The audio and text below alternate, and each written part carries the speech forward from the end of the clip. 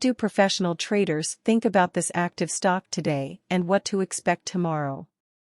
Let's hear it firsthand from the one and only Clay Trader.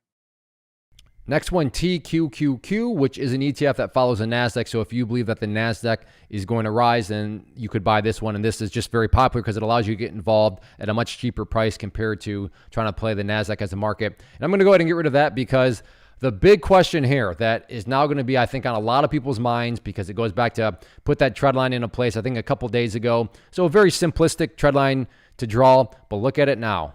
We have ourselves a very unique, a very interesting situation, right? We have a big question that now needs to be thrown out there. Is this the start of a much bigger breakdown, or does the price get some sort of bounce? I can see both sides. Right now, both sides are valid. If you're saying, yeah, I think this is a technical breakdown, I think it's headed down. I see where you're coming from. I could always be like, no, Clay, I think it's going to bounce back up there. I mean, it's bounced off there several times before. I see where you're coming from.